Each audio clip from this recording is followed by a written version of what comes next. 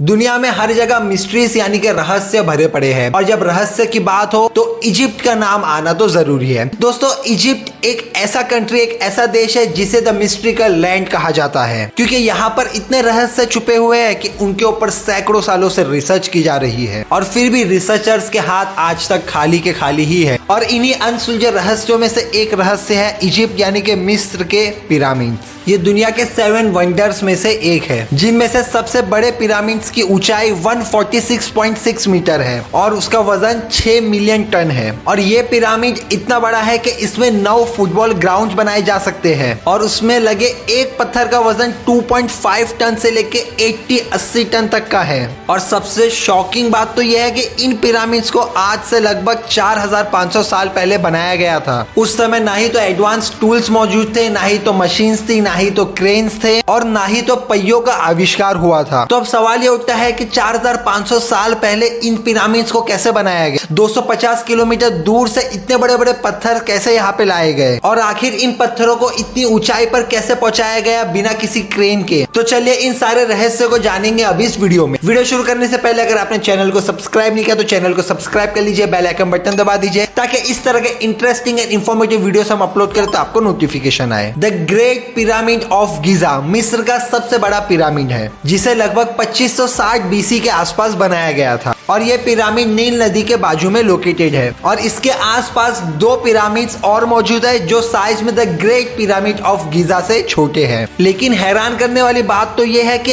इन जैसे 1, 2, 10, 15 नहीं, total 118 pyramids बनाए गए हैं जो कि अलग अलग साइज और अलग अलग शेप्स के हैं। अब ऐसे में सवाल ये भी उठता है कि इन पिरामिड्स को बनाने के पीछे का रीजन क्या रहा होगा? तो ऐसे में एक्सपर्ट्स का कहना है कि इन्हें एक मकबरे के रूप में बनाया गया था और वहाँ के राजाओं की डेड बॉडीज एक लकड़ी या फिर मेटल के ताबूत में बंद करके रखा जाता था, जहाँ उनके साथ बहुत सारे गहने, सोने, जवाहरात और दूसरे कई सारे कीमती सामान भी रखे जाते थे। लेकिन अगर इन्हें मकबरे के रूप में बनाया गया था तो इनके अंदर डेड बॉडीज भी जरूर मिलनी चाहिए। लेकिन अब तक वहाँ पे ना ही तो कोई ताबूत मिला जिसमें किसी राजा की डेड बॉडी हो, ना ही तो कोई खजाना और ना ही तो कोई दूसरी और कीमती चीज। तो फिर आखिर इन्हें क्यों बनाया गया था? इस पर कई सारी कॉन्स्पिरेसी थियरीज मशहूर है, लेकिन एग्जैक्ट क्या रीजन रहा होगा इन पिरामिड्स को बनाने के पीछे वो आज भी एक बहुत बड़ा रहस्य है और इसका जवाब ढूंढने के लिए कई सालों से रिसर्च चल रही है। इन्हीं रिसर्च के दौरान रिसर्चर्स टीम को कई ऐसी अनोखी और अद्भुत चीजों के बारे में पता चला जो आपको हैरान कर देगी और उन्हीं में से एक है इन पिरामिड्स का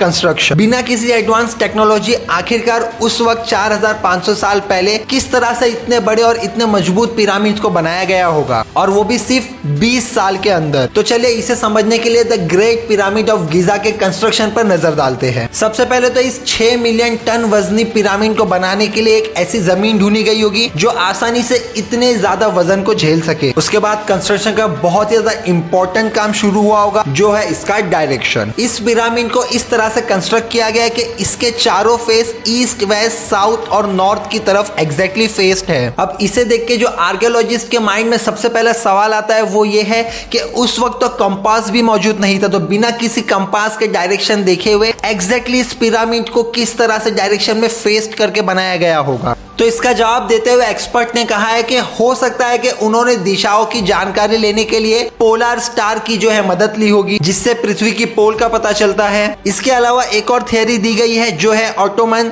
इक्विनॉक्स। इस दिन पृथ्वी का झुकाव 0 डिग्री हो जाता है और दिन और रात की ड्यूरेशन लगभग बराबर होती है, यानी इक्विनॉक्स के दिन रात दोनों बराबर 12-12 घंटे के होते हैं। इस दौरान ईस्ट और वेस्ट में जमीन पे पड़ने वाली छाया बिल्कुल स्ट्रेट लाइन में होती है। तो कुछ एक्सपर्ट्स का मानना है कि इजिप्शियंस ने इस टेक्निक का यूज करके पिरामिड्स के डायरेक्शन को सेट किया होगा। अब डायरेक्शन तो सेट हो चुका, तो इसके बाद अगला काम था जमीन को लेवल करना, क्योंकि इतने बड़े पिरामिड और इतने भारी पिरामिड को बनाने के लिए जमीन का सही तरह से लेवल होना बहुत ज्यादा जरूरी है। लेकिन इतने बड़े एरिया को लेवल करना आज के वक्त में मॉडर्न मशीन्स को यूज करके भी काफी ज्यादा चैलेंजिंग काम लगता है। तो आज से 4500 साल पहले लोगों ने आखिर ये कैसे किया होगा? तो उस पर रिसर्चर्स का कहना है कि हो सकता है उस वक्त इजिप्शियंस ने जमीन को सही तरीके से लेवल पे लाने के लिए वुड वर्किंग टूल का इस्तेमाल किया होगा, जो कि लकड़ी से बना होता है और उसके ठीक बीच में एक रस्सी से एक नोकीला पत्थर या तो एक नोकीला मेटल बंधा होता है। अगर लेवल करते वक्त रस्सी एकदम सेंटर में आ रही है तो लकड़ी वाला हिस्सा जमीन पर आराम से रहेगा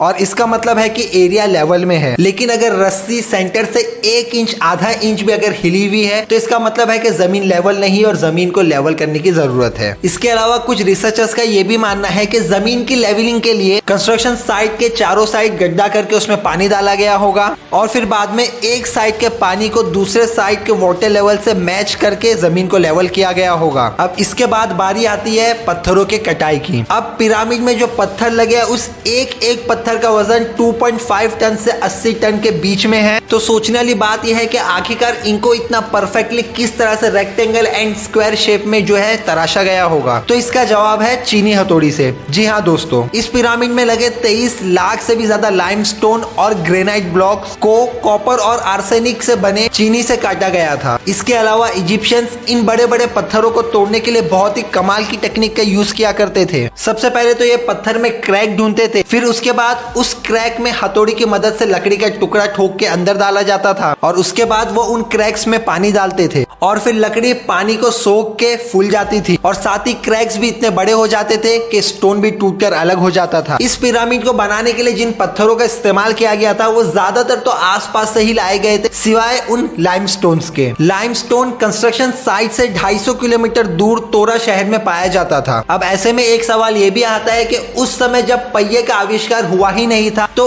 इतने बड़े बड़े लाइमस्टोन को 250 किलोमीटर दूर से कंस्ट्रक्शन साइट्स पर कैसे लाया गया होगा। दरअसल इसके लिए तोरा और गीजा के बीच में पड़ने वाली नदी का इस्तेमाल किया गया था और पत्थरों को लाने के लिए बड़ी बड़ी कश्तियां बनाई गई थी। लेकिन इतने बड़े पत्थरों को कश्तियों पर लोड करना भी अपने आप में एक बहुत बड़ा चैलेंजिंग काम था। तो ऐसे में एक्सपर्ट्स का मानना है कि इस काम के लिए 500 से भी ज्यादा वर्कर्स की हेल्प ली गई होगी। अगला सवाल आता है कि नदी के जरिए से एक जगह से दूसरी जगह तो ये स्टोन्स पहुंच गए, लेकिन नदी के किनारे से कंस्ट्रक्शन साइट जहाँ पे पिरामिड बन रहे थे वहां पे इन बड़े बड़े पत्थरों को कैसे ले गए होंगे। तो उसके लिए रिसर्चर्स ने थियरी दी कि ये स्लेव्स यानी कि बिना पहिए वाली गाड़ी का इस्तेमाल किया करते थे और उन स्लेव्स पर पत्थरों को लोड करने के बाद साइट तक पहुंचाया जाता था। अब स्लेव्स आसानी से मूव कर सके इसके लिए वो उनके आगे जमीन पर सही अमाउंट में पानी डाला करते थे, जिसकी वजह से लाइटिंग काफी इजी हो जाती थी और कम मेहनत में इतने बड़े पत्थर साइट तक पहुंचा दिए जाते थे। इस पिरामिड को बनाने के लिए 20 से 30 हजार लोग लगे थे जो रोजाना घंटों काम किया करते थे और एक स्टोन ब्लॉक के ऊपर दूसरा तेजी से सेट करते जाते थे। इस तरह से पिरामिड का नीचे का काम तो आसानी से हो सकता था और वो समझ में भी आता है, लेकिन इतनी ऊंचाई तक इन स्टोन्स को कैसे पहुंचाया जाता होगा। इस पर एक्सपर्ट्स का ये मानना है कि इन बड़े बड़े पत्थरों को ऊपर या तो स्पाइरल ट्रैक के जरिए ले जाया जाता होगा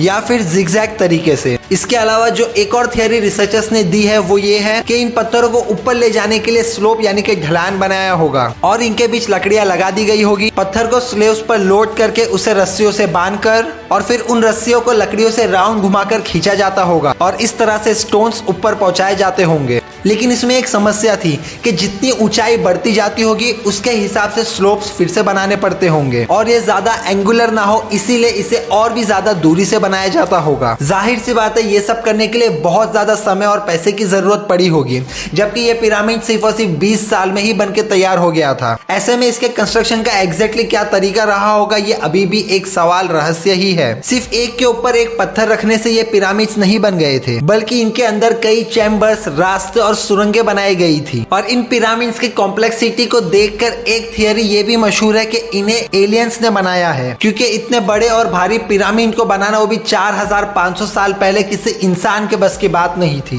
खैर अब असलियत क्या है वो तो नहीं पता, बट इस वीडियो को देखने के बाद आप लोगों को क्या लगता है, आप लोगों का क्या सजेशन है, आप लोगों का क्या पॉइंट ऑफ व्यू है वो हमें कमेंट सेक्शन में जरूर बताइए। और आज के वीडियो के लिए इतना ही। वीडियो अच्छा लगा हो तो लाइक कीजिए, चैनल पे नए हो तो चैनल को सब्सक्राइब कीजिए, बेल आइकन बटन दबाइए ताकि इसी तरह के और न्यू इंटरेस्टिंग अमेजिंग वीडियोस हम अपलोड करें तो आपको नोटिफिकेशन आए एंड आप लोग वीडियो का पूरा मजा ले सके। तो चलिए इसी के साथ मिलते हैं नेक्स्ट वीडियो में। Till then stay tuned with the channel, take care, bye bye and thanks for watching.